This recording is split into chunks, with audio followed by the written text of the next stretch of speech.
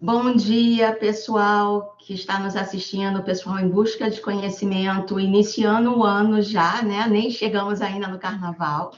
Professor Sabatini, bom dia. Bom dia, professora. Como é que está? Estava a Estamos falar de abrindo agora o carnaval. nosso webinar. Estamos A abrindo professora agora o nosso está a webinar. falar de carnaval. O que se passa com o carnaval no Brasil? Dizem que no Brasil o ano só começa depois do carnaval. E o carnaval vai ser a partir do 9 de fevereiro, mas nós já estamos começando o ano abrindo o nosso primeiro webinar antes do carnaval. Que bom Muito ter a bem. sua presença conosco. Eu tive o prazer de estar uma vez no Carnaval de Rio. Isso foi já há muitos anos, há quase 30 anos. É uma lembrança que inesquecível, verdadeiramente uma grande experiência e espero voltar, evidentemente. É um momento Por muito outra parte, especial no Brasil. É um momento muito é, especial. também em Itália há uma tradição do carnaval, obviamente muito diferente, mas eu acho que em algumas coisas o carnaval do Brasil tem mais que ver com a tradição italiana que não a tradição portuguesa, porque em Portugal praticamente não há tradição do carnaval. Peço desculpas. Professor, o senhor gostaria de fazer a abertura, então, do nosso webinar, por favor? Sim, ou abrimos juntos. Antes fala a professora e depois falo eu. Peço desculpa, vou tomar um copo de água porque tenho um pouco de tosse. Com Sim, permisso. claro. Então, pessoal, nós estamos retornando, né, essa caminhada do Labirintos da Origem. Essa é a nossa terceira parada. Nós tivemos a primeira, onde nós falamos um pouco sobre a ligação Brasil-Itália. Tivemos a segunda, onde nós falamos como o design ajuda nessa parte de fazer a origem caminhar, já que o tema central do nosso Labirintos é exatamente isso: como a origem caminha. E nós estamos falando um pouco como a origem Itália e a origem Brasil está trabalhando ao longo de todos esses anos. Nesse nosso terceiro encontro, nós vamos falar de um produto específico, que é muito importante para o Brasil, que é o café. Muitas vezes, quando se fala do Brasil lá fora, se fala Pelé e café, e futebol e café. Então, nós estamos hoje falando especificamente do café. Nós vamos trazer um pouco de uma área muito importante para o Brasil na nossa história, que foi o Vale do Café. E nós vamos ter 3 palestrantes falando, 2 sobre o Vale do Café e um, que é a nossa professora Alessandra Narciso, que vai falar sobre o contexto do café na Itália. Então, agora eu peço ao professor Sabatini que fale um pouco conosco sobre essa parceria que nós estamos desenvolvendo em NPI Brasil e o ICEM na Itália, que está permitindo que essa segunda fase dos labirintos, que se inicia agora, seja transmitida dessa vez pelo canal do YouTube, onde as 2 primeiras foram no INPI. Agora, essa e a próxima fase que nós teremos, o próximo encontro, em 22 de fevereiro, serão ambas transmitidas pelo canal do ICEM. Professor Sabatini, muito obrigada pela sua presença. Muito obrigado eu, professora Barbosa, e para mim é um grande prazer estar hoje aqui neste primeiro seminário do segundo ciclo das atividades que se realizam conjuntamente entre o Instituto Nacional da Propriedade Industrial e o ICEM, Instituto de História da Europa Mediterrânea, que é um centro de investigação do Centro Nacional de Investigações da República Italiana.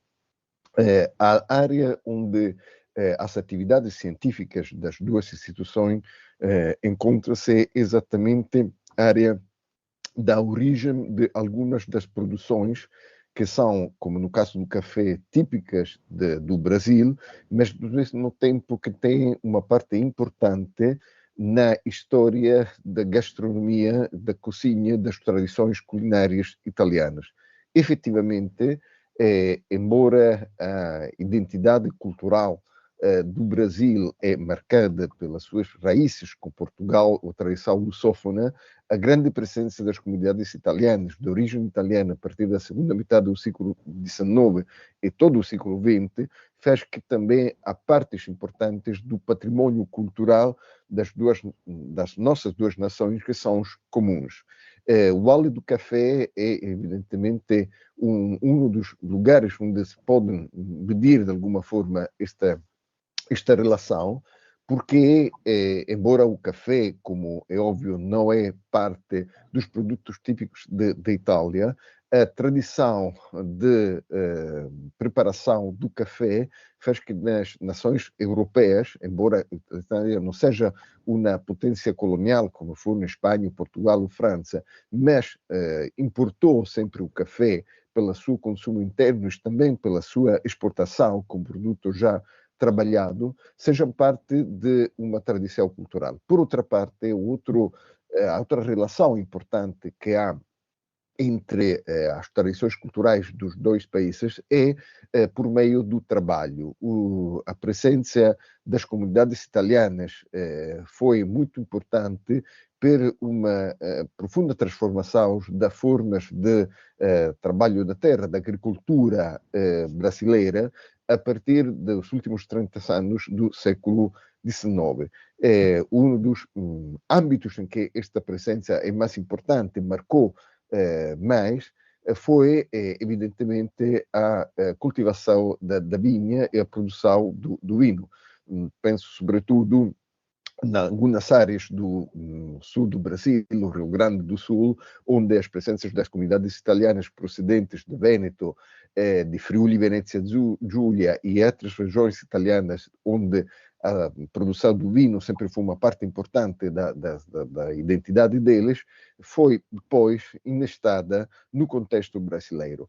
Em geral, o que se chama, como se pode dizer, a experiência do trabalho, as competências, os conhecimentos dos trabalhadores italianos foram inestando na tradição do mercado laboral em Brasil e, sobretudo, depois da segunda metade do século XX, na grande fase da industrialização, do momento de grande crescimento industrial de Brasil, se transformou também uma tradição de produção artesanal, se transformou também em tradição industrial.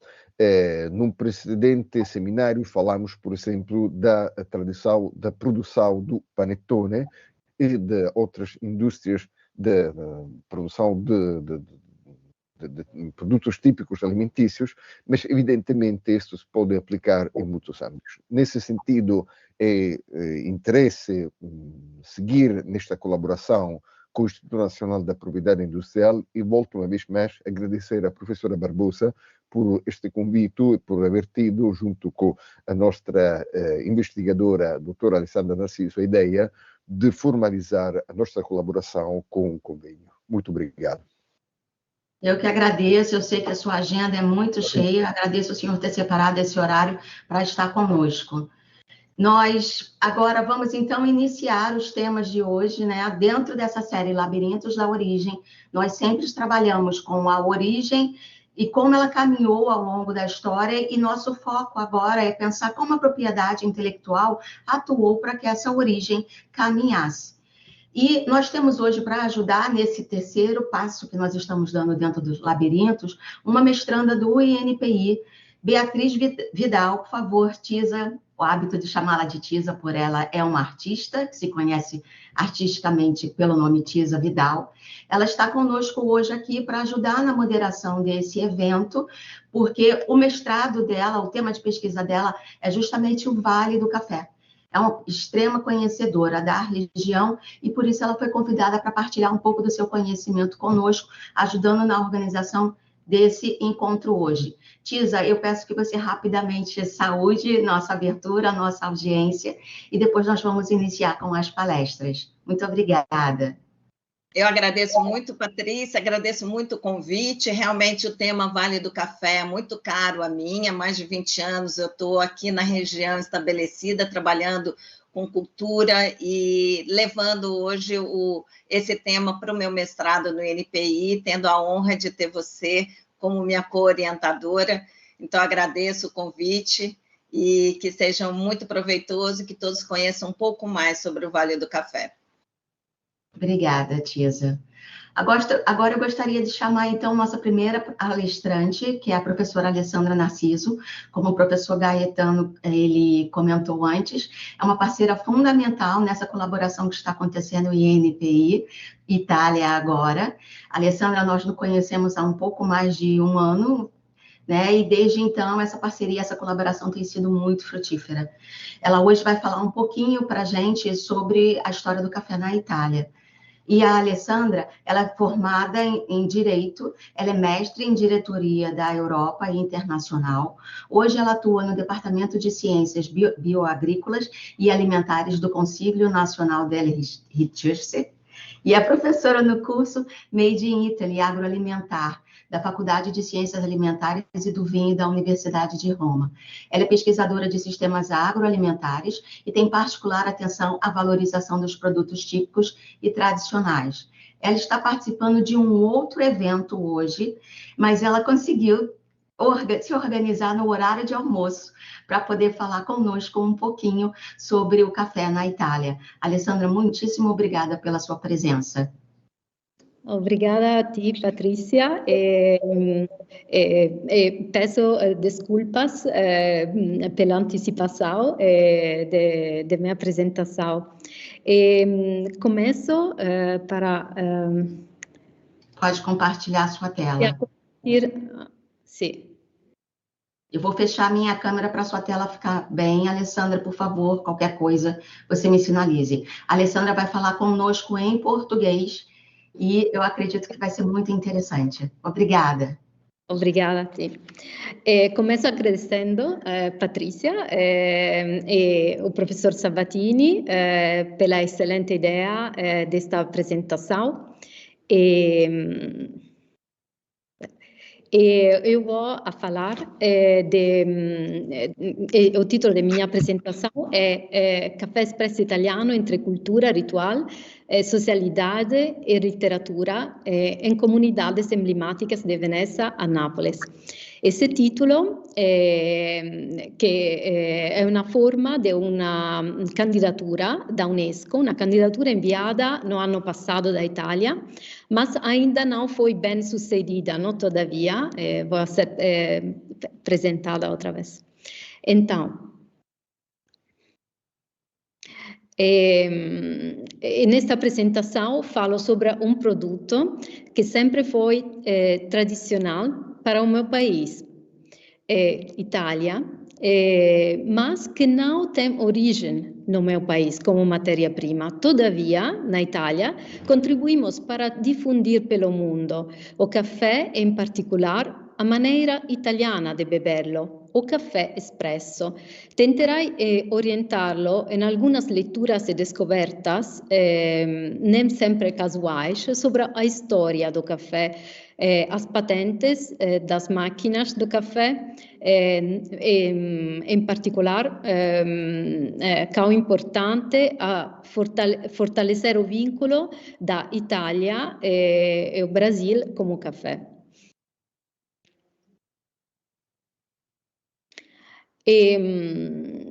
Este è un pequeno resumo da minha apresentação como café espresso italiano no bar è una tradição que assume caratterísticas diferentes. Caratterísticas diferentes e in particular consoantes os gustos pessoais do café, como café com café a nata, café ristretto e está localizada em todos os países. Em todos os países, em particular, temos uma característica fundamental que é as máquinas de café espresso que é feito na Itália. E a história do café também fala italiano, por isso. O café brasileiro e os trabalhos dos migrantes italianos no Brasil é também incluído em minha apresentação.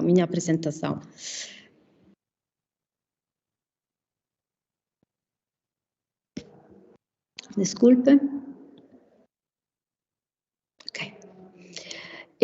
Café espresso tipicamente italiano è una tradição que assume, como dizia antes, características diferentes, consoantes os gostos pessoais, mas também de caráter regional. Por isso, na verdade, na Itália, as duas culturas típicas do café. una cultura do norte e una cultura do sul. Tipicamente caffè napolitano, onde o caffè se toma un elemento de convivio, mas também de socialidade. Ainda é comum de jardineiro na cidade de Nápoles para um café pago. Esse café pago é caso alguém aparece que não pode pagar. Recentemente foi publicado um texto que reúne o manual do amante do café perfeito, onde em 1836 em Nápoles eram especificadas as características de um gourmet desta bebida.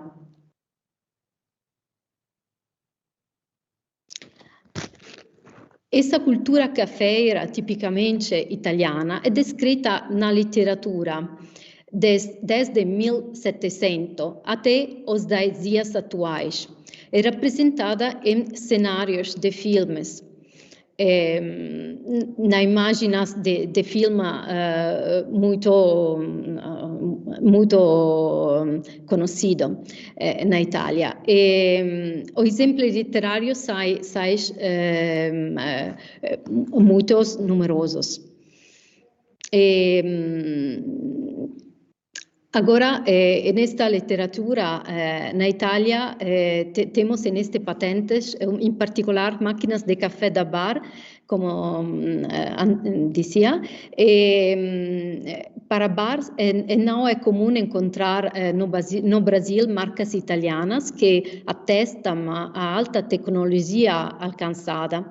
Mas este resultado traz consigo uma história de tradições e é fruto de sacrifício e pesquisa. Como podemos ver nesta slide, a primeira máquina de café fu patentada no final do século XIX. A invenção de máquinas de café foi inventada pelo inventor de Turim, Angelo Moriondo. É patentada apresentada na Expo de Turim em 1884.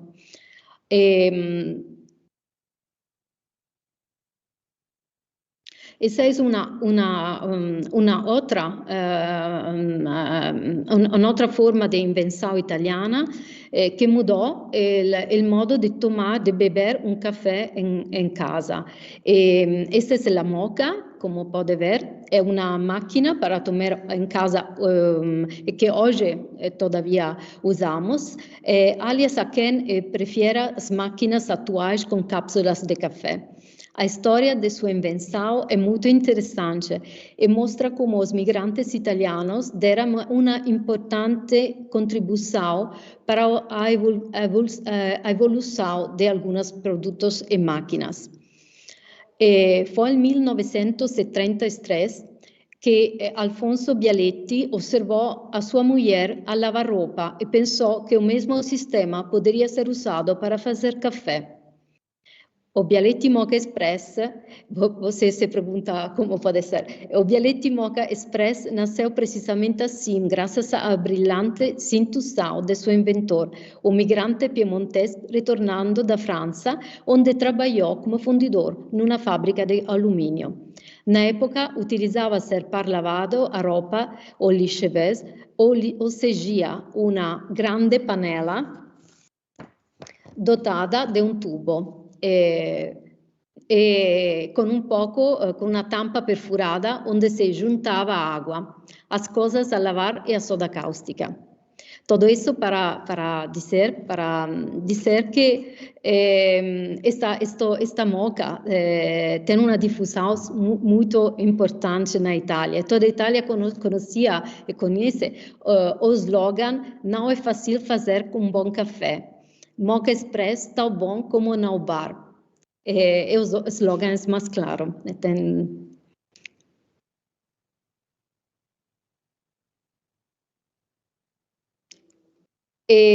O café arábica não é nativo da Itália, mas todavia não do Brasil.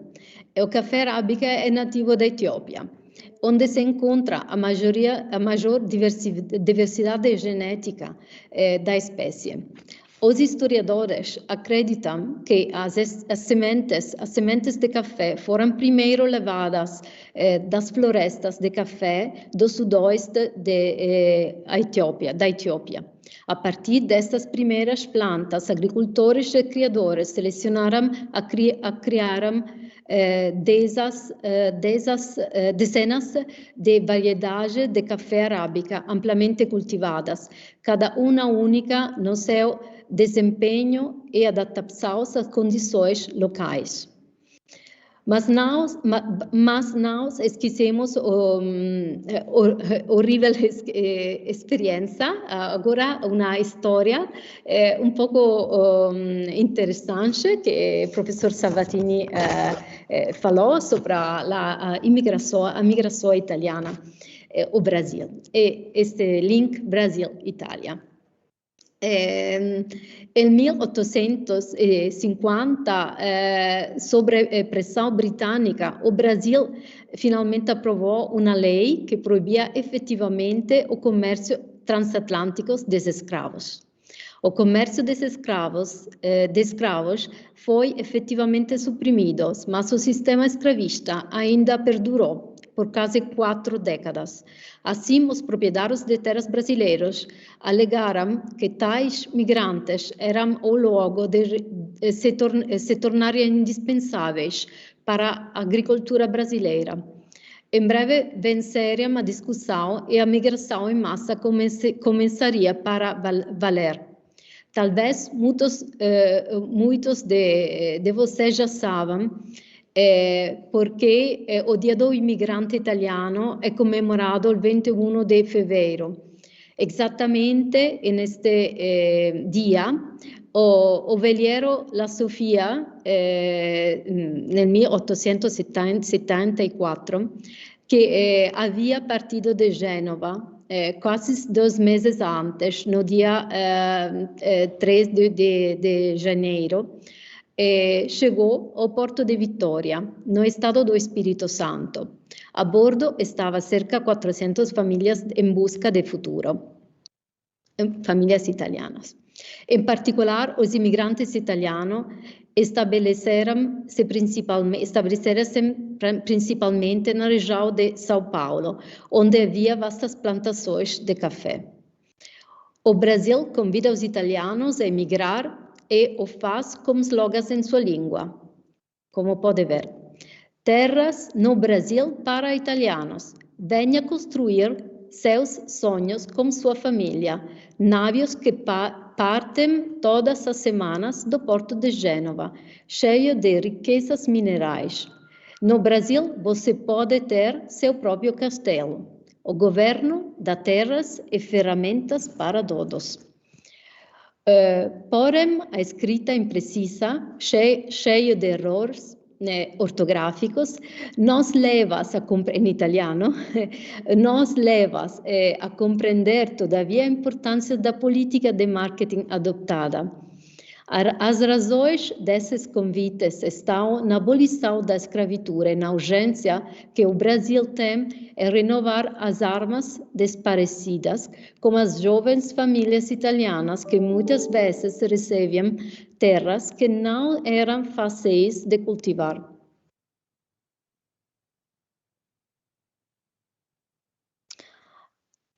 Vou agora falar aqui tem uma história interessante e encontrei escrito de instituto de Massimo Battaglia, esse é o autor, sobre o café nas colônias italianas e o papel do Instituto Agronômico. Não pode esquecer a importância que a experimentação agrícola no Corno d'África também, que é incluído nesse estudo. Estas fotos que estão aqui nesta apresentação são deste escrito de Massimo Battaglia. E estas fotos testemunham o trabalho árduo dos italianos nas plantações de café brasileiras. Como você pode ver, os italianos estão criando uma próspera indústria cafeira agrícola no Brasil. Elas cuidam da seleção das sementes, dos produtos fitofarmacêuticos, etc.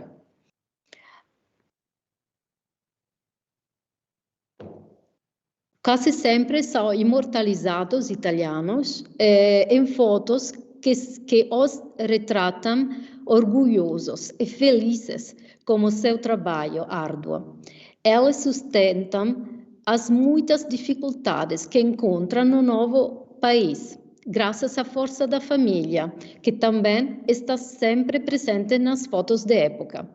As mulheres responsáveis pela continuidade das tradições gastronômicas da sua pátria também contribuem para o trabalho do campo, através da seleção, como pode ver, de sementes, nesta foto aqui, à esquerda, sim, através da seleção criteriosa das sementes, como mostra o fundo das mulheres peneirando os grãos de café.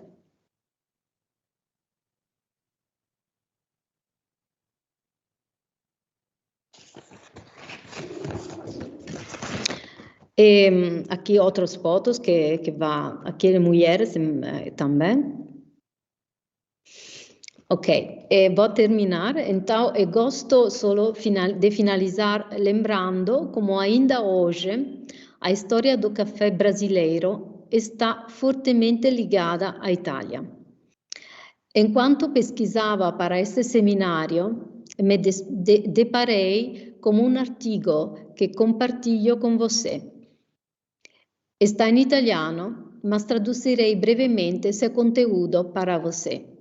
Este articolo fala de mundo, de um prêmio internacional que a famosa cafeteria Illy de Trieste, mais hoje conhecida em todo o mundo, atribui todos os anos aos melhores produtores de matéria-prima café arábica. Não fiquei um pouco surpresa ao ver que o prêmio foi concedido à CBI Agropecuária em Minas Gerais, que possui 150 hectares cultivados com modernas tecnologias sustentáveis. A propriedade de este hectares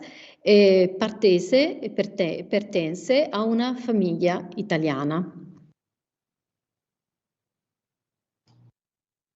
Alessandra, 4 minutos, por favor. Ah, você já até terminou. Sim. Isso acabou. Obrigada, obrigada porque falei... Obrigada a você, Alessandra.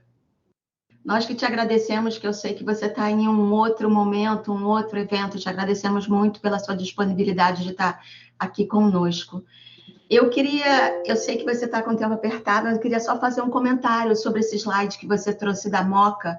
Foi um exemplo muito feliz que mostra como está, muitas vezes, na nossa mesa, tanta propriedade intelectual e a gente não tem a menor noção, né?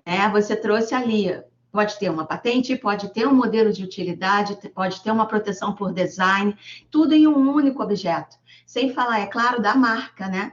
Porque a gente compra um produto e ele sempre tem uma marca atrelada a ele. Uma cafeteira vem com a origem italiana, nós chamamos de cafeteira italiana, e ela pode vir com uma marca, e dentro dela está o café brasileiro. Então, isso é um ótimo exemplo dessa combinação de saberes e como nossos saberes estão interligados hoje. Como você falou, a Itália não produz o produto café em si, né? Mas está no nosso dia a dia o tempo inteiro. É o espresso italiano, é o cappuccino, é a cafeteira.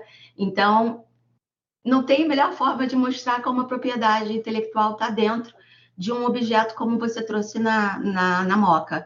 Muito obrigada pela sua participação, foi muito interessante. Te agradeço muitíssimo, espero que agora você consiga almoçar com calma. Muito obrigada mesmo, Alessandra. Obrigada a você. Muito obrigada. Professor Gaetano, gostaria de fazer alguma colocação?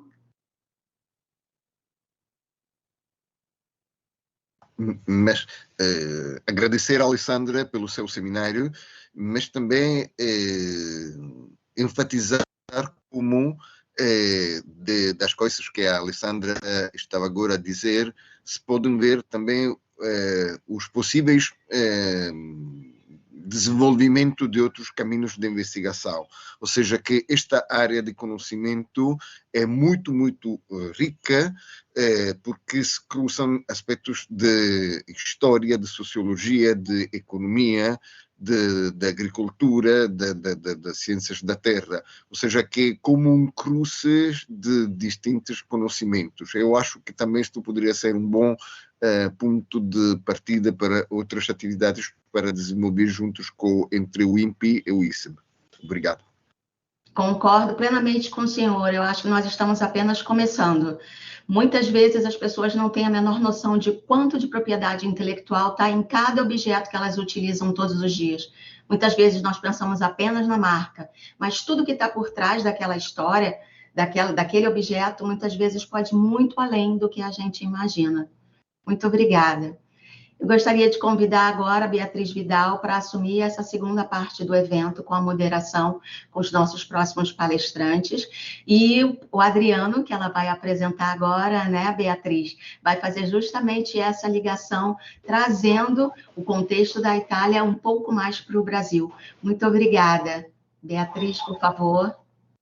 Obrigada, Patrícia. Então, assim, quando Patrícia trouxe essa questão da gente conversar sobre o Vale do Café e trazer mais desses entrelaces tão grandes que aconteceram aqui durante a produção do café no século XIX, eu não pude deixar de pensar no amigo, no querido e no grande pesquisador, no Adriano Novaes, que é uma pessoa importantíssima no Vale, relacionada ao patrimônio, é uma pessoa nascida no Vale do Café, com origens italianas, assim como eu.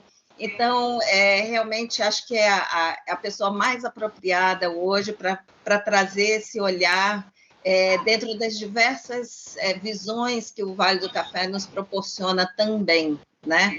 Então, Adriano tem especialidade em África e Brasil, Laços e Diferenças, pela Universidade Castelo Branco, graduado em Ciências Sociais na Faculdade de Filosofia, Ciências e Letras do Centro de Ensino Superior de Valença, bacharelado em Museologia pelo Centro Universitário Claretiano de Batatais, e atualmente é chefe do Escritório Técnico Regional do Médio Paraíba, do Instituto Estadual do Patrimônio Cultural, o INEPAC, e tem experiência nas áreas de Ciências Sociais e História, com ênfase em História da África, História do Brasil e História Regional do Vale do Paraíba. É também pesquisador da História Regional, com ênfase em Civilização do Café, na região do Vale do Paraíba, do século XIX, século XX, principalmente dos primeiros anos do século XX. Então, convido você, Adriano, a nos engrandecer com a sua fala, com História, uma nova safra no Vale do Café. Maravilha, Tirza, obrigado pelo convite, Patrícia também. Fico muito feliz de estar aqui, hoje contribuindo um pouquinho para esse evento, contando um pouco da história, desse legado cultural, dessas pessoas que vieram para essa região, principalmente nessa fase da história do café, aqui na região do Vale do Paraíba, hoje também conhecido como região do Vale do Café. A gente vai até falar um pouco sobre isso, Vale do Paraíba, Vale do Café. Enfim, que de fato se desenvolveu muito em função da cultura do café, né? É uma região que até o século XVIII era pouco conhecida, né, pelo colonizador português, é um local de passagem, mas se desenvolveu muito em função da cultura do café. E muitos têm a curiosidade de por que o café aqui no Vale do Paraíba. O café está no Brasil desde 1727, né, quando ele chega através do estado do Pará, mas não teve muito incentivo da própria coroa portuguesa em relação ao desenvolvimento da cultura cafeeira, até porque já tinha mercados bem estabelecidos, né? Mas no início, entre o final do século XVIII e início do século XX, a coroa portuguesa muda de ideia e resolve realmente investir no cultivo do café no Brasil, em função muito do grande centro que era fornecedor de café para a Europa, que era o São Domingos, no Haiti, uma colônia francesa, a Revolução que desestruturou toda essa produção, essa economia, e o Adriano, Brasil se mostra muito propício. Oi, desculpa te interromper. Eu consegui compartilhar a sua apresentação. Eu queria só que você me confirmasse se você está conseguindo ver, para você conseguir finalizar quando eu posso alterar os slides. Tá bom? Muito obrigado, Patrícia. Então, e aí, início do século, finalzinho do século XVIII, início do século XIX, o Vale do Paraíba, por ser uma região de altitude moderada, nem muito alto e nem muito baixo, né, de 400 a 700, 800 metros de altitude, vai ser muito propício ao desenvolvimento da cultura do café. Inicialmente, ele vai começar ocupando a calha do Rio Paraíba do Sul, esse rio muito importante para essa região do Centro-Sul, que integra três estados hoje, né, São Paulo, Rio e Minas, servindo em grande parte de divisão com os estados de Minas Gerais e Rio de Janeiro, é onde essa cultura vai se desenvolver, inicialmente a partir do médio Vale do Paraíba, que é essa região aqui de Valença, né, de Vassouras, que hoje nós chamamos de região turística do Vale do Café, onde que ele vai se desenvolver, e ao longo do século XIX ele vai ocupando toda essa calha do Rio Paraíba do Sul e seus afluentes. É um ciclo econômico que vai durar mais ou menos 100 anos, de muita produção, principalmente depois da segunda metade do século XIX, meados do século XIX, quando, de fato, o café vai cair no gosto popular, principalmente nos Estados Unidos, que vai ser o principal comprador, consumidor do café brasileiro, em meados do século XIX, e a demanda vai crescer muito, então a gente vai ter esse período da década de 1850, 1860, como a fase mais importante da produção do café no Vale do Paraíba. Aí temos alguns dados que é importante a gente falar, essa zona cafeeira, qual é a região do médio, do Vale do Paraíba, né? Porque tem o alto, tem o médio, baixo. O Alto Paraíba é todo no estado de São Paulo, o Médio Paraíba é essa região hoje que a gente chama de Vale do Café, que é a região de Valença, de Vassouras, Barra do Piraí, né? Então, a partir dessa região do Médio é que ele vai subir e vai descer o rio e vai subir para Minas, né? Que os mineiros chamam de o Vale do Paraíba deles de Zona da Mata, né? E aí tem uns números importantes que importante a gente passar, né, do volume da exportação na década de 1850, que é o auge dessa produção, né, 150 mil toneladas, né, com cerca de 45% da oferta mundial. O volume de exportações em 1822 era de 15 mil toneladas, com cerca de 18% da oferta mundial, né? E é muito interessante, o café, ele só começa a ser, de fato, ser utilizado na mão de obra, como mão de obra na colheita, no preparo, no versamento do grão, por mãos escravas a partir do Haiti, né? E o Brasil também vai utilizar muita mão de obra escrava, é a parte mais triste dessa história. Inclusive, o século XIX é um século marcado por uma política mais externa, mais liderada pela Inglaterra, do fim do tráfico transatlântico de escravizados para o Brasil, e é onde, nesse período, é que cresce muito a demanda, e o Brasil ele vai criar proteções de impedir o fim da escravidão.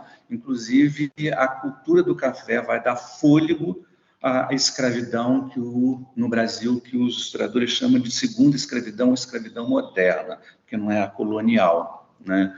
Então, a estimativa de desembarque de escravizados pelo tráfico transatlântico no centro-sul do Brasil entre 1822 e 1850, cerca de 800, 900 a 1.000 pessoas, né? A estimativa de trabalhadores escravizados diretamente mobilizados nas fazendas de café do Vale em 1850, cerca de 150 mil pessoas, né? Inclusive, vão ser vários tratados com a Inglaterra para coibir, para acabar com a escravidão no Brasil. O Brasil não vai cumprir essas leis, esses acordos, E aí tem a famosa lei de 1831, que é a lei para acabar com o tráfico, que não vai ser cumprida. E essa lei é a famosa lei para inglês ver, né? Porque é uma lei que não foi cumprida. E se de fato só em 1850, que não vai ter jeito, eles vão realmente, o governo brasileiro atendendo, imperial brasileiro, atender essa pressão, em 1850 é dita uma nova lei para acabar de fato com a escravidão no Brasil, né? Então, por favor, próximo slides. Essa visão um pouco do Plantation Cafeiro do Vale do Paraíba, a grande fazenda de café, né, que mostra um pouquinho esse aspecto desse conjunto, dessa forma de edificação em volta de um grande pátio, com construções muito próximas, centralizadas pela Casa Grande, onde vive o fazendeiro, voltado para um grande terreiro para secagem de café, tudo muito próximo, né? A estrutura da fazenda é uma estrutura que é um controle sobre o trabalho o tempo todo, por mãos de escravas, né? Essas pessoas que foram escravizadas, elas resistiram à escravidão, tem várias formas de resistência. Então, isso exigia uma forma de controle visual o tempo todo. Inclusive, essa paisagem do Vale do Paraíba de morros, chamados Meia Laranja, ela vai ser muito propícia, inclusive, por controle sobre todo esse trabalho o tempo todo, né, sobre a escravidão.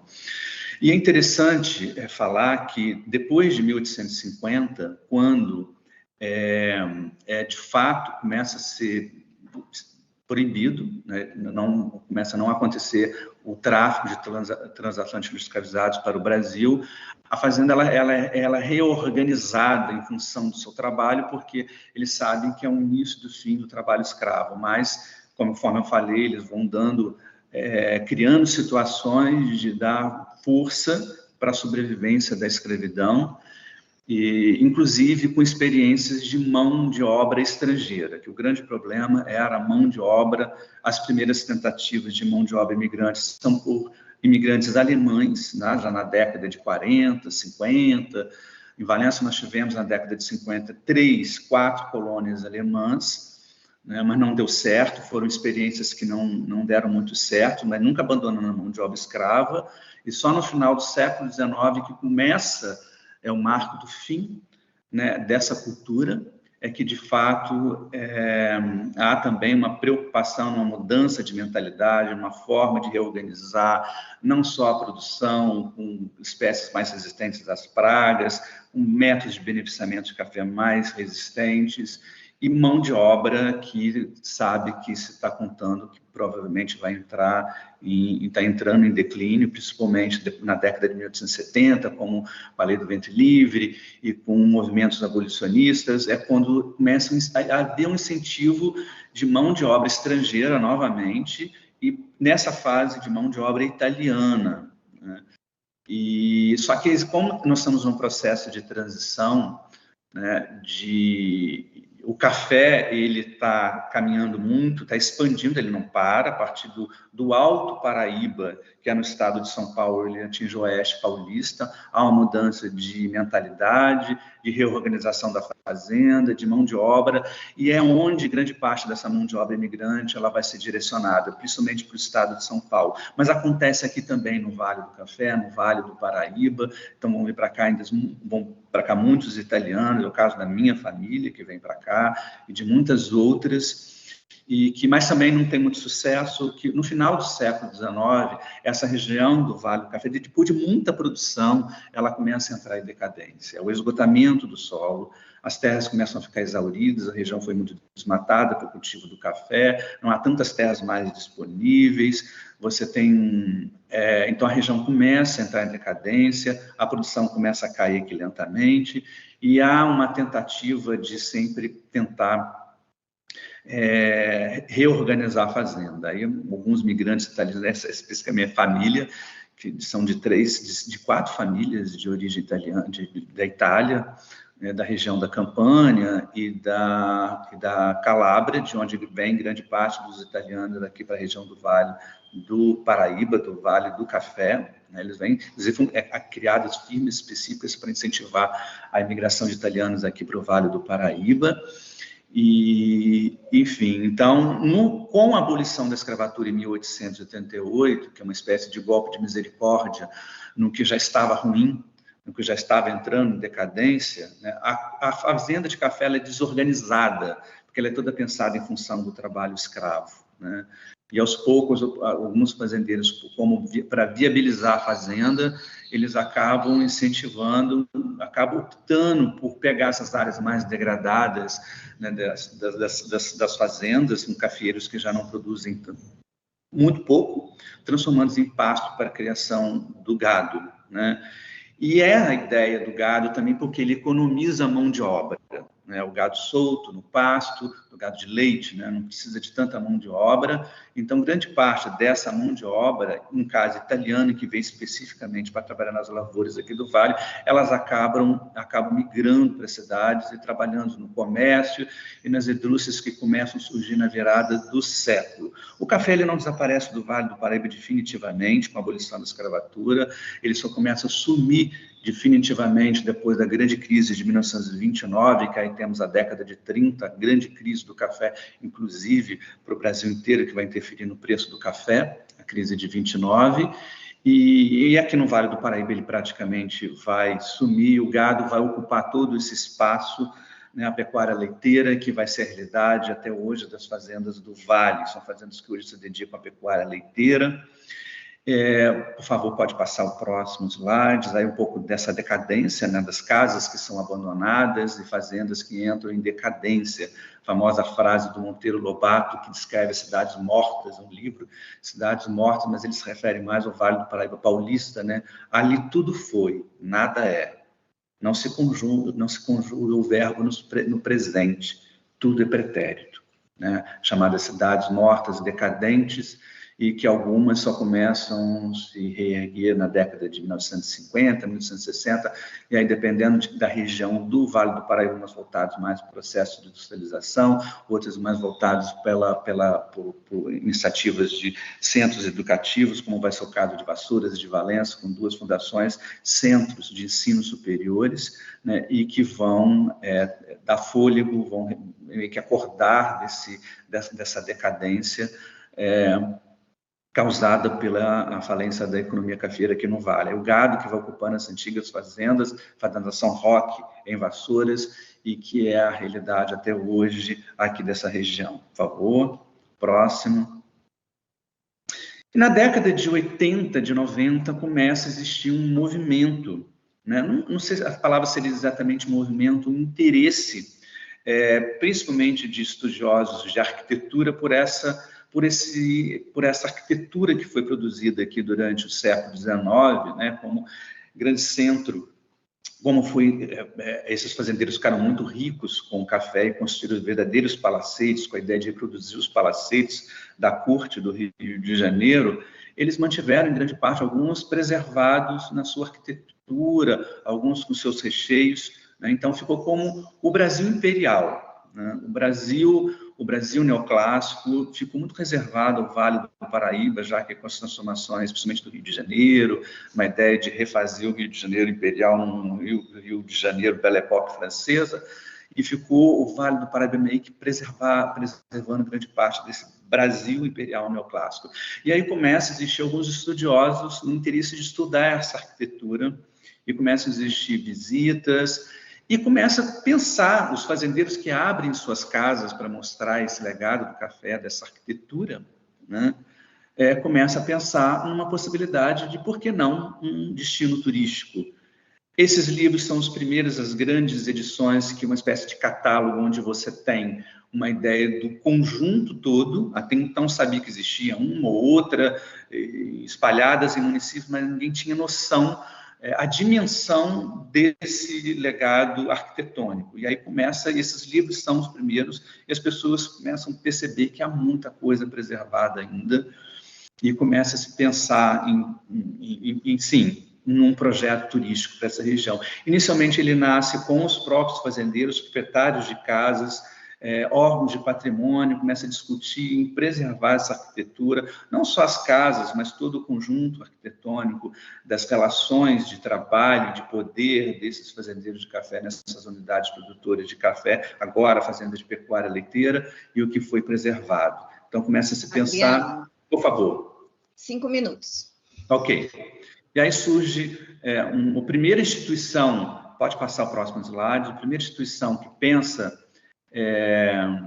nisso é o Instituto Preservale, que surge em 1994, que reúne fazendeiros inicialmente, instituições como o IPHAN, que é o principal órgão de patrimônio histórico do Brasil, o INEPAC, que é um órgão estadual também de patrimônio histórico, e começa a pensar inicialmente muito restrito a esse grupo, desse legado, não só das casas, dos saberes, dos fazeres, dos conhecimentos, enfim, de tudo que foi, que ainda tinha conhecimento sobre, e transformar isso num produto, num roteiro turístico.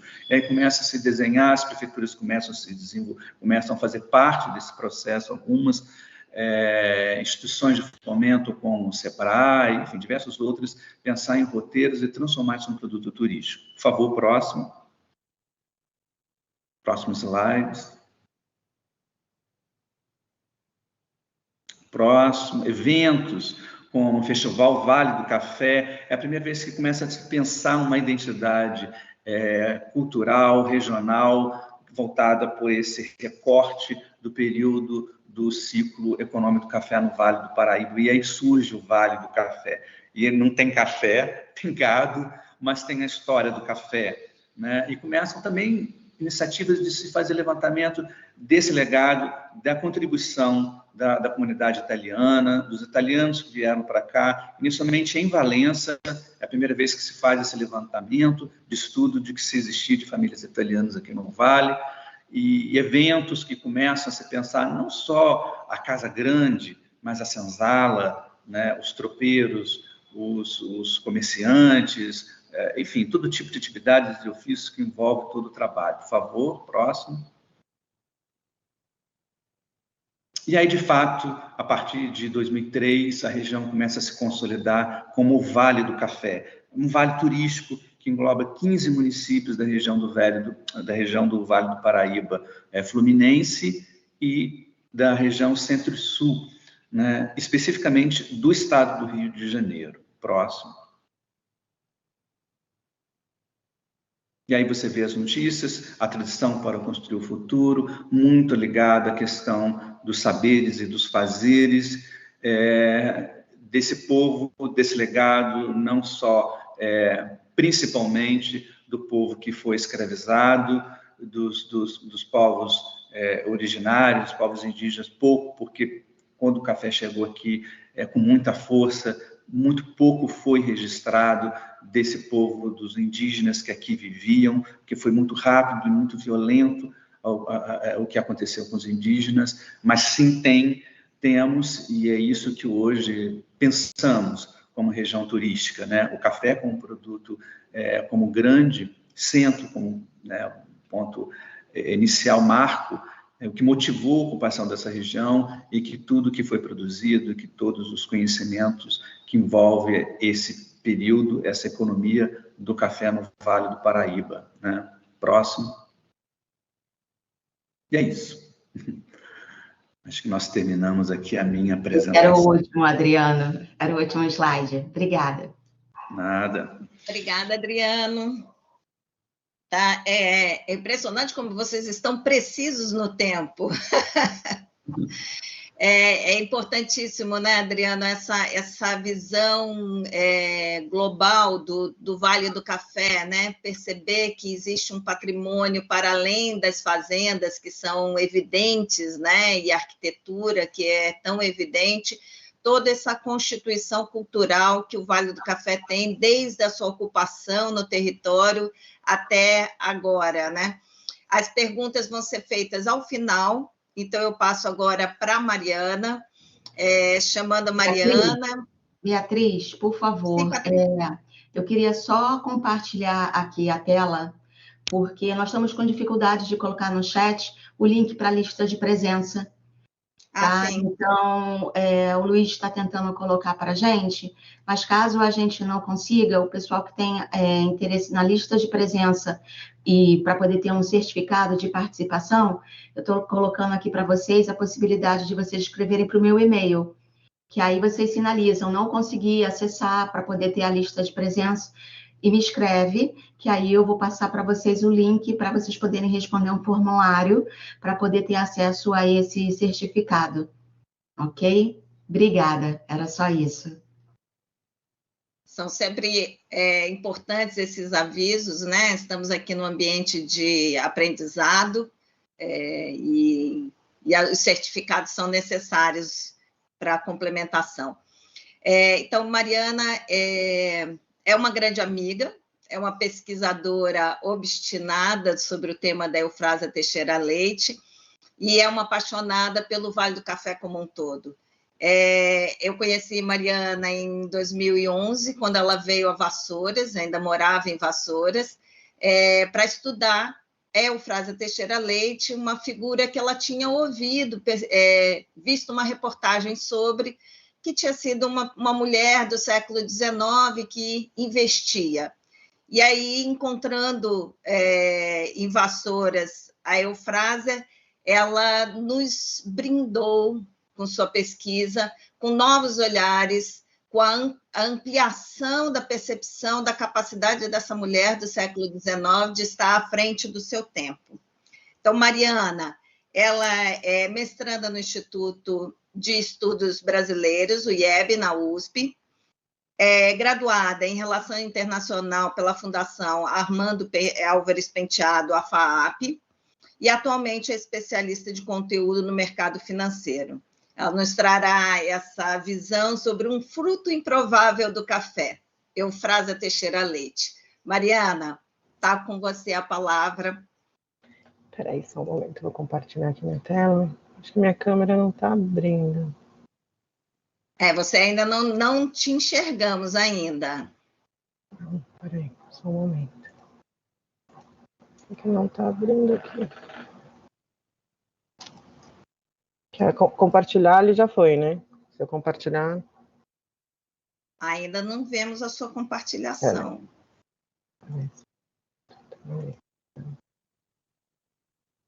A gente faz todos os testes para dar tudo certinho.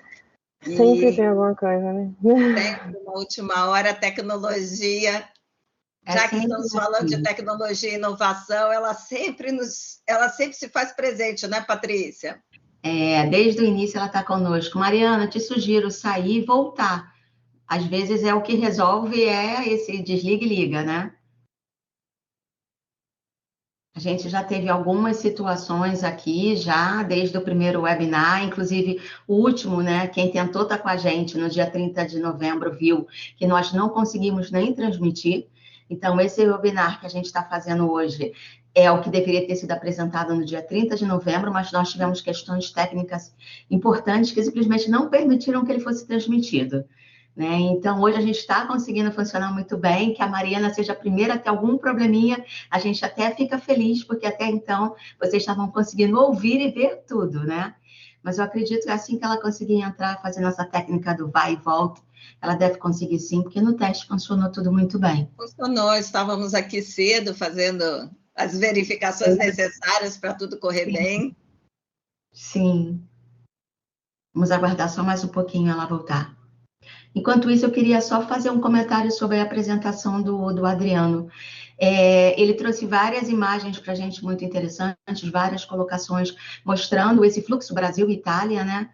E eu acho que complementou muito bem o que a Alessandra tinha falado um pouquinho antes, né? Já que ela veio de séculos anteriores, depois ele veio para séculos um pouco mais próximos.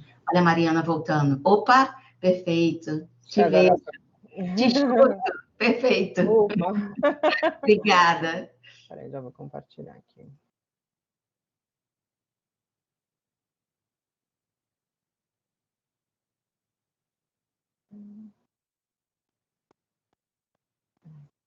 Estou com você por enquanto. Já vou fechar minha câmera.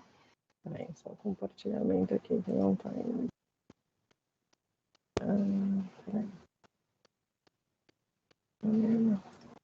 Aqui. Aqui. Compartilhamento. Foi? Na tela não, né? Estava entrando, mas saiu. Tá. Agora sim. Agora a tela cheia, ok. Boa fala, Mariana. Primeiro, eu queria agradecer pela oportunidade de estar aqui para falar sobre um tema que me é muito caro, que eu venho pesquisando há muitos anos. Agradecer a oportunidade a Patrícia e a Tisa. A primeira vez que eu tive em Vassouras foi em julho de 2011, após um festival do café. Eu cheguei, né, no Museu Casa da Era, que está situado na cidade de Vassouras, e eu comecei a pesquisa, como a Tisa comentou, eu vi uma citação sobre a Eufrásia, mas eu não tinha ideia e tinha pouquíssima publicação sobre ela. E aí eu decidi ir, né, no local, tentar começar a levantar a documentação.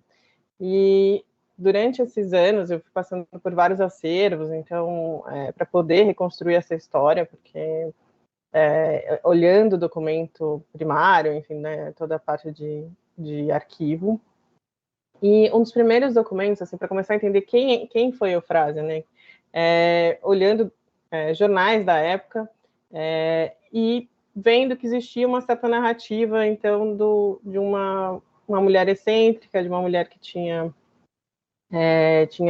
esse lado, não se falava muito sobre o que ela tinha feito, né, durante a vida, mas que ela teria deixado, por exemplo, um burrinho, né, no caso que aparece aqui na foto, chamado Pimpão, para comer pão de ló. E aí me interessou até entender por que essa narrativa de uma mulher tão excêntrica, que na verdade esse burrinho no inventário da Eufrásia, ele está registrado como pinhão, e um dos pedidos da Eufrásia é que todo o patrimônio dela fosse vendido, depois eu vou falar mais sobre isso, e ele inclusive consta na venda, mas era um burrinho pinhão, era em relação à cor e não ao nome.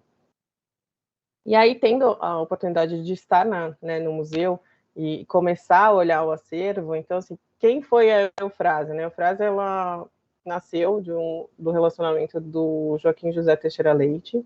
Ele era formado em Direito na Universidade de São Paulo, e ele era comissário de café, e ele casou com a Ana Esméria Correia Castro, que era de uma família produtora de café, que é a família Correia Castro, em Vassouras.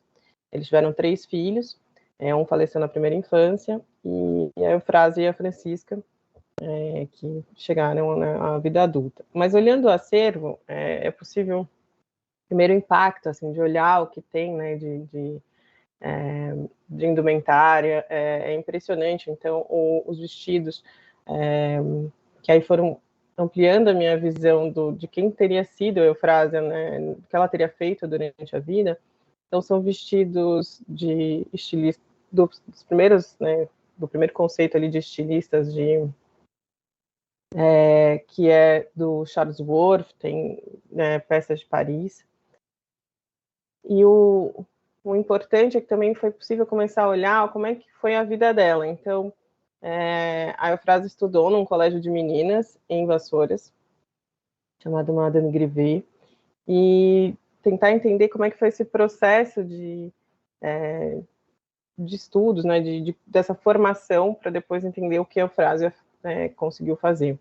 Então, no colégio, ela tem acesso, que não era para poucos ainda, né, a questão de português, de matemática. Então, o livro de matemática original, ele inclusive está no Museu Casa da Era, que é esse, que era usado também para o colégio de meninos. Então, mas é um livro que, se a gente for olhar, ele é um livro bem básico, né, das principais funções matemáticas, mas ele, pensando que a mulher ela poderia estudar, fazer essa formação básica, mas depois não poderia, né, ir para a universidade ainda pela lei brasileira. Então, ela tem essa formação, ela faz, né, todo esse processo, e acontece tem uma junção, né, numa situação de que a Eufrásia perde o pai e a mãe em 1 ano e meio de diferença. Então, ela e a irmã decidem ir para Paris, e aí ela começa a investir, né? Então, os investimentos em bolsa de valores. Então, isso é Paris, 1873. Elas chegam em Paris em 1874, a Eufrásia já inicia os investimentos, e ela pensando que não era, na Bolsa de Valores tinham 2 andares, então as mulheres não podiam ficar na parte, né, do térreo, que a gente chama de operação de vavós, eram fechados os negócios. Ela podia ficar do 2º andar, assistir a negociação, e descia um operador com os pedidos que ela fazia. E aí esse processo ela foi expandindo, então eu gosto de mostrar aqui o mapa mundi, porque realmente é um processo. A Eufrásia ela atuou em 17 países, ela foi ampliando da Bolsa de Paris para a Bolsa de Londres, depois ela para Nova York e no Brasil. E sendo que no Brasil ela investe tanto na Bolsa do Rio quanto de São Paulo, que é diferente do que a gente tem hoje, que é focado, né, que tem uma bolsa, que é a bolsa aqui em São Paulo. E esse universo de investimentos ela também faz em diversos setores, então ela vai desde de ferrovia, né, de a extração de minério, a produção de novas tecnologias. Então a Exposição Universal em 1900, a Eufrásia investe em novas tecnologias, como o desenvolvimento de viscose, que é você fazer o tecido da seda, mas não usando o bicho da seda, usando como insumo matéria vegetal, né? Um insumo vegetal, que é bem impressionante. Para ter uma ideia, dos 17 países, ela operava 9 moedas diferentes, então eu coloco aqui a lista Então, pensando, né, a libra esterlina, o franco francês, franco belga, dólar canadense, chileno, dólar americano, né, o leu, que é da Romênia, o mil-réis e o franco suíço. Mas para dar uma ideia da amplitude, porque além dela investir em setores diferentes, ela também estava operando mercados com moedas diferentes. E como entender tudo isso, né? Porque hoje, com a tecnologia que a gente tem, já seria muito difícil ter uma visão dessa, em que você controlar, né, todas essas frentes de operações. Imagina isso a Eufrásia investiu de 1874 até 1930, então também é um longo período no mercado financeiro, que tem todo um desafio, passando por momentos como Primeira Guerra Mundial, enfim, crises com complexidades, né, de volatilidade de mercado, de subidas e descidas. Então, como fazer esse controle e gestão de risco. Aqui no Brasil, para dar uma ideia, a Eufrásia investiu no que a gente, na Cervejaria Antártica e na Brahma, o que hoje seria a Ambev, né, além da Companhia Mogiana, são várias frentes aqui no Brasil. E para dar uma ideia, nos Estados Unidos, eu trouxe a lista, que está no Museu Casa da Era, a lista de ações, e aí o investidor podia olhar ali o nome da ação e o valor máximo e o valor mínimo que foi vendido para tomar as decisões. Isso é de 1928, essa é uma lista da Bolsa de Nova York, está no museu em Vassouras. A Eufrásia, em Paris, ela compra uma casa, que é à frente são 5 andares, na Rua Bassanot. E como é que ela conseguiu ter essa visão tão ampla, né, do mundo para tomar as decisões? Então, ela recebia nessa casa em Paris para eventos sociais, de música. Então, às quintas-feiras, ela recebia principalmente para eventos musicais. E ela estimula culturalmente também, além de pintoras, cantores e muitos brasileiros, ela começa a ter uma visão nesses eventos que era possível, né? Porque também ela tinha algumas restrições por ser mulher, então na bolsa ou em eventos ou clubes fechados em que tinham negociações, mas nesses eventos sociais ela consegue ter essa participação e escutar e entender o que estava acontecendo nesses 17 países para poder tomar as decisões. Então, é muito interessante a visão que ela tem, né, e como ela conseguiu enxergar esse espaço para começar a construir e estruturar essa fortuna. Em 1899, em novembro de 1899, a Francisca faleceu, deixa a herança para a Eufrásia, e aí a Eufrásia amplia muito mais os investimentos e as participações. Então, registros em jornais, ela passa a ter uma vida muito mais ativa na Sociedade de Paris, começa a questionar questões de mobilidade urbana. Então, no caso ali em Paris, você tem questões ali de se tinha cavalos, bondes, puxado a cavalo, bonde elétrico, o início ali dos automóveis, as pessoas andando a pé. Então, como organizar essa mobilidade, né? Como tornar isso de uma situação mais viável, mais organizada para a cidade. Então, ela tem várias frentes. Ela tem uma outra frente de contra violência aos animais. Então, ela tem todo doações para parar assim de usar os cavalos para puxar bondes. Então, e ela também se envolve no final da Primeira Guerra Mundial num grupo já para como pensar em trazer esses soldados que tiveram na frente de guerra, que tiveram na trincheira, para voltar para a sociedade, principalmente porque essa guerra de trincheira faz com que tenham muitos soldados com deficiência, e a deficiência até esse momento ela era vista como uma coisa muito para ser escondida, e agora eles eram heróis de guerra. Então é o início também em Paris da produção de próteses, de gesso com madeira, enfim, começa a pensar em como trazer esses soldados. E ela vem ao Brasil em 1922, ela vai e volta, mas ela fica os anos finais aqui no Brasil, e ela investe, inclusive, em carnaval, então ela patrocina muitas frentes, que isso é uma parte muito ampla. Então, para dar uma ideia, né, do resumo do Eufrásia, mas ela fazia toda essa estrutura de investimento que para uma mulher não pôde ir para a universidade, né, que era proibido por lei, que não tinha direito a voto, que não tinha... ela enxergou esse espaço e conseguiu entender que ela não poderia ser dona de uma empresa, como aconteceu aqui no Brasil, como, né, o caso do Mauá, que é muito relevante e muito falado, mas ela entende como acionista ela consegue esse espaço. A Eufrásia faleceu em setembro de 1930, de um problema cardíaco, na Rua da Glória, no Rio de Janeiro, e ela foi enterrada em Vassouras. E interessante é que no momento que ela deixa um testamento, e o pedido dela é que todo o dinheiro que ela tinha de investimento nos diversos países, tudo fosse vendido, trazido para o Brasil e investido em Vassouras. E ela tem uma visão de uma ideia de uma gestão pública, né? Vassouras está como o Adriano comentou, com o solo exaurido do café, né? De como tinha sido a produção.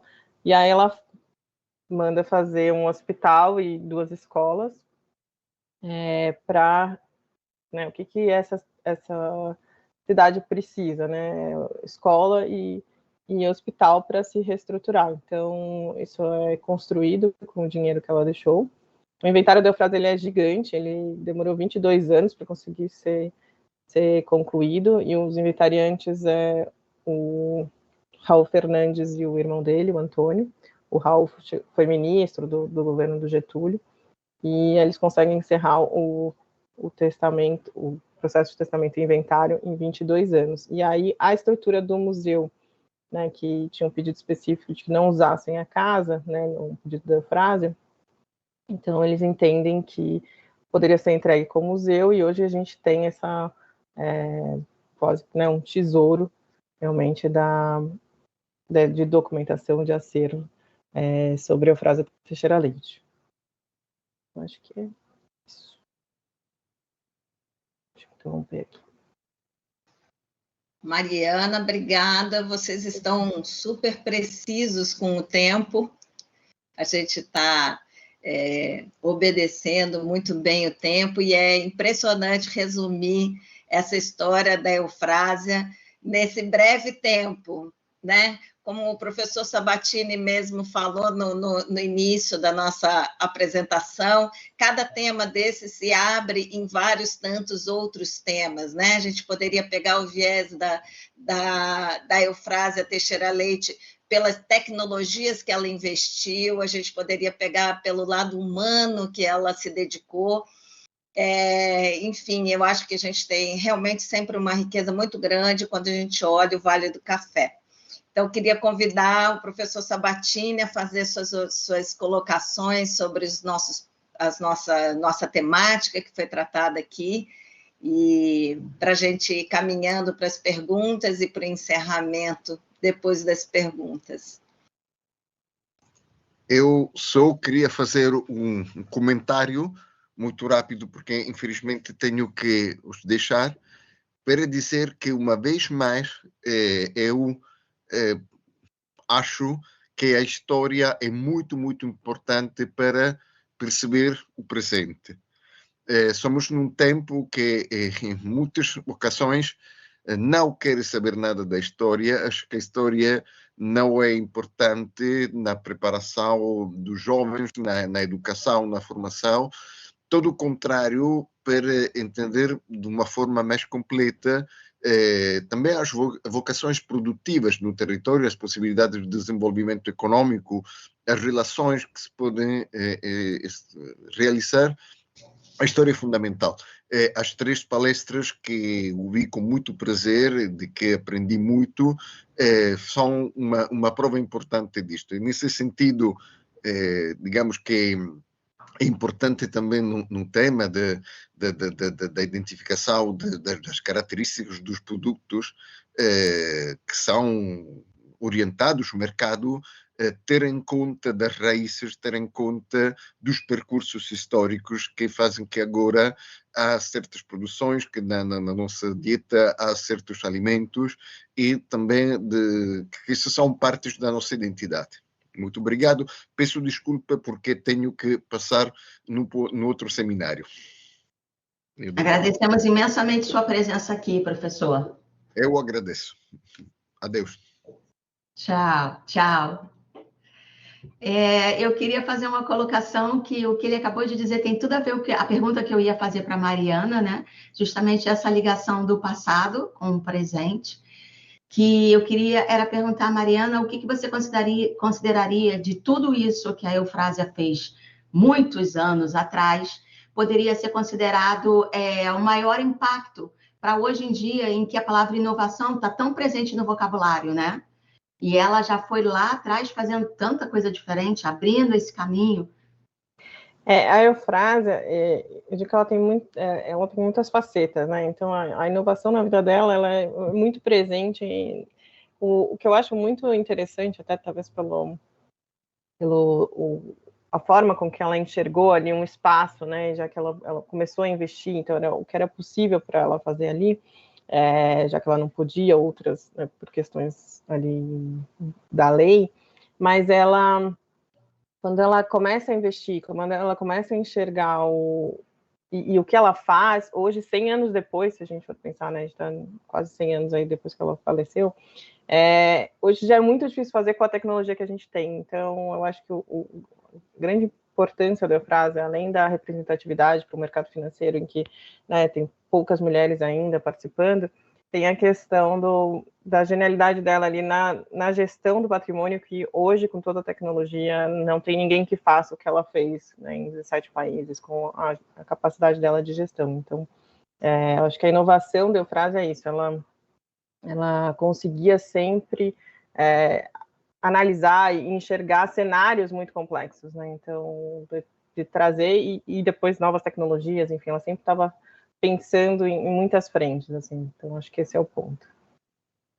E eu acho que ela também, na sua fala, quando você fala dos financiamentos que ela fazia, dessa atenção que ela tinha com artistas, com a música, com a cultura, toca em um outro ponto que nós, infelizmente, não conseguimos trazer para essa série de webinars, que é o direito autoral. Porque como que você consegue fazer a origem chegar tão longe através da cultura, através da arte, né? Nós temos diversos exemplos onde uma pessoa de um país conseguem fazer todo o resto, descobrir que existe aquele país e ter alguma noção dessa cultura. E isso toca com o direito autoral da música, ou da literatura, ou de qualquer tipo de arte. Mas, infelizmente, nós não conseguimos trazer esse tema em mais detalhes para essa série do Labirintos, né? Nossa programação era inicialmente termos 6 encontros, mas devido às questões da vida técnicas que acontecem, nós vamos poder fazer só 4. Então, além desse, que a gente está trazendo a história do café, por ser um produto extremamente importante para o nosso país, e está diretamente atrelado ao meu pós-doutorado, que foi a origem desse webinar, nós hoje estamos tocando em alguns pontos brevemente, e no próximo a gente vai falar um pouquinho mais de IG, que é onde a origem e esse passado histórico está extremamente ligado, que são as indicações geográficas, uma outra forma de proteção de propriedade industrial, onde a origem ela é o fator essencial, já que ela protege exatamente o nome geográfico, né? Então, nós infelizmente não vamos conseguir falar do direito autoral, mas eu fico feliz que você tenha conseguido trazer essa oportunidade de pelo menos mencionar esse outro direito de propriedade intelectual muito importante. Te agradeço pela sua resposta. Nós não vamos ter tempo de abrir perguntas no chat dessa vez, não vai ser possível, mas eu sei que a Beatriz tem mais uma pergunta para o Adriano, e se você, Mariana, também quiser fazer alguma pergunta ao Adriano, e vice-versa, por favor, fiquem à vontade. Antes de eu só poder passar a passagem para vocês, eu queria só comentar que o Luigi, que está nos dando um mega apoio, conseguiu colocar no chat o link para a lista de presença. Então, aqueles interessados em receber um certificado de participação, por favor, acessem o link e respondam lá para vocês receberem esse certificado no futuro. Obrigada. Então, Mariano, olha, eu misturei os dois, Mariano. Essa ficou boa. Adriano, uma entidade junto, anda junto. Adriana, eu queria assim, que você colocasse um pouco, você trouxe no final da sua apresentação a questão dessa nova safra, né? Ou essa nova colheita no Vale do Café, que é o turismo, né? Mas, assim, o turismo tem, às vezes, uma vertente, e eu queria que você ajudasse, assim, a pensar, você que trabalha também com turismo no Vale do Café, como esse ciclo de turismo pode trazer essas origens tão diversas que estavam como os povos originários no Vale do Café, que foram trazidos escravizados, como os negros escravizados que vieram como mão de obra, ou como os imigrantes que chegaram a partir da necessidade desse ciclo do café. Como que tantas origens, a gente sabe que tem tantos outros vertentes que chegaram aproveitando o comércio do café, como que a gente pode apresentar o Vale a partir dessas origens, para esse visitante ter essa amplidão de conhecimento sobre o que é o Vale, sem ficar preso só ao patrimônio material e arquitetônico, que é mais evidente, que é mais fácil da gente apresentar imediatamente. É interessante a sua pergunta, Otisa. O turismo, conforme eu coloquei, ele nasce a partir da Casa Grande, né? Principalmente das propriedades que tinham sobrevivido. Algumas propriedades era exclusivamente a casa, né? A casa, aquela casa senhorial, enfim, do barão, e começou um pouco assim, mas é claro que isso é uma parte dessa história e que a contribuição de todas essas pessoas, esses povos que vieram para cá, os africanos, os italianos, europeus, os povos originários, que deram uma contribuição importantíssima, né? E que em algum momento, claro, desde o início foi falado isso, foi pensado isso, mas o grande protagonista era, de fato, a Casa Grande, né? Então, a gente começa a pensar, né, como trazer esse conhecimento, como trazer esses saberes, como trazer essas tradições, da contribuição desses outros povos para esse turismo, né? E que é essencial.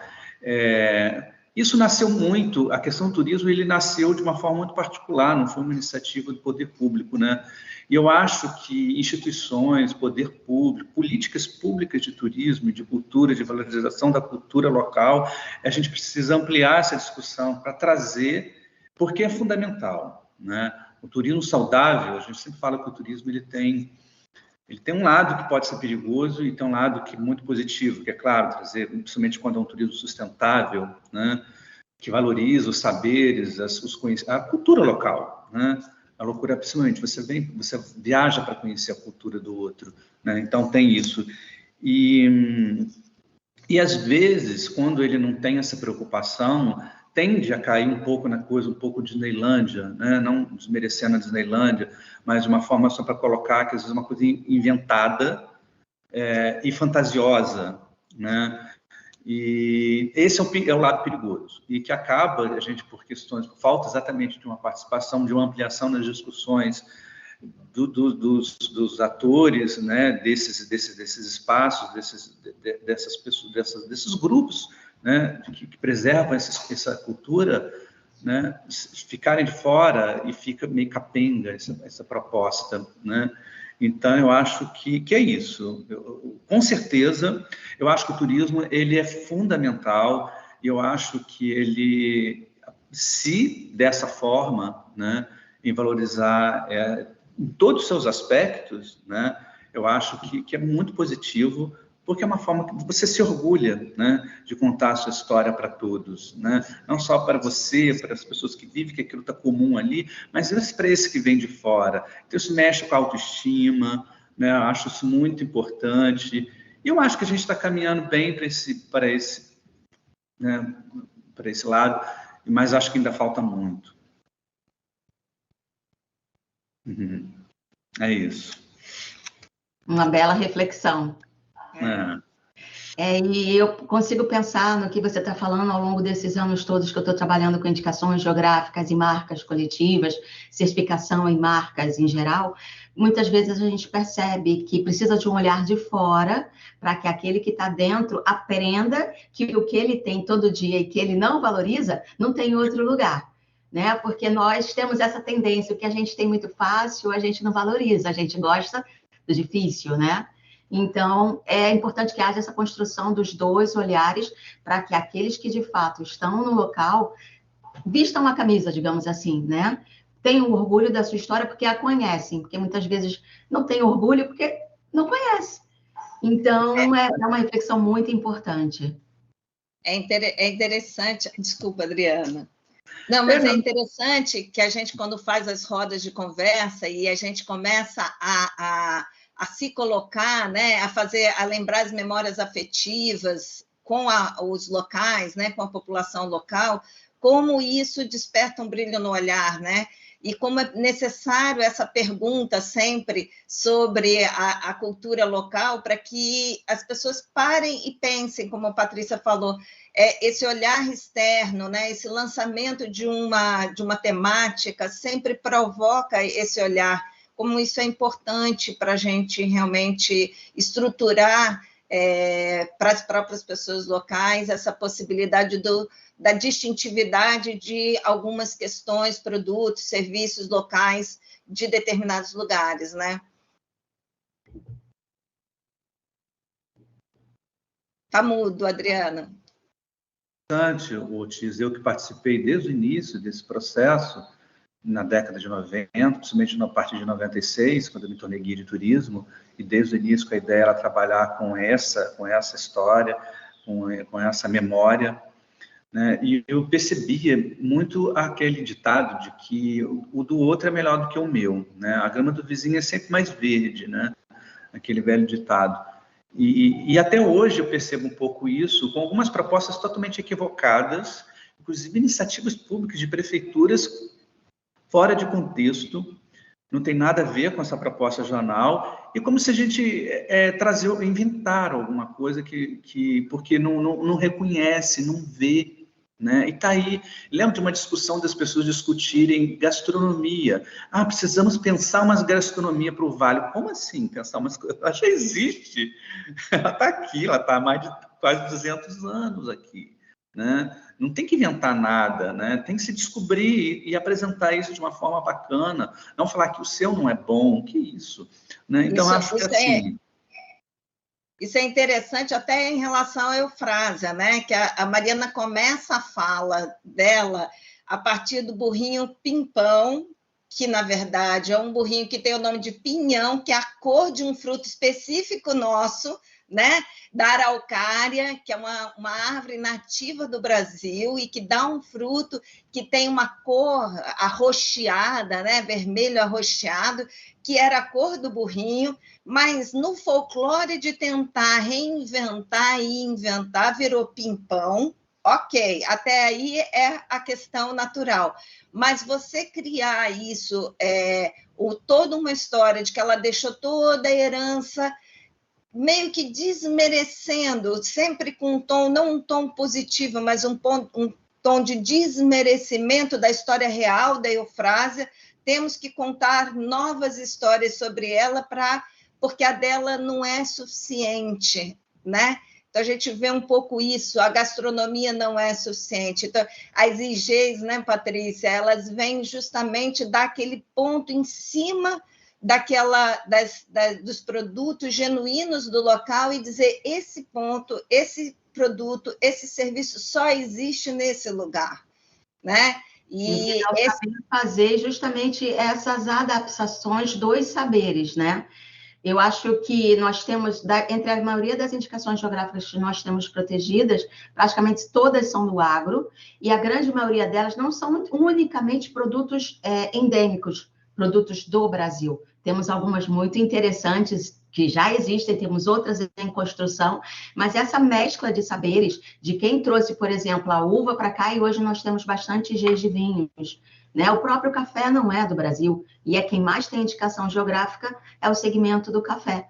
Então, é uma construção de saberes, onde a origem caminhou. Muitas vezes você nem lembra da origem original, de verdade, origem original, horrível. Enfim, você não lembra do início verdadeiro, de onde aquele produto nasceu, e associa uma outra região, porque naquela região houve um trabalho diferenciado. E a gente vê isso bastante no café, já que o café não é do Brasil, não é da Itália, ele é lá da África, e muitas vezes, quando se fala em café, se pensa em café brasileiro, café italiano, café colombiano. E com todas essas reflexões, gente, nós estamos estourando o nosso horário. Eu queria, de novo, agradecer muitíssimo a presença de vocês aqui, em pleno janeiro. Eu sei que, Mariana, você está em pleno feriado, pois hoje é feriado em São Paulo. Então, te agradeço muito por estar aqui. E é assim que a gente consegue ir construindo o conhecimento no nosso país, né?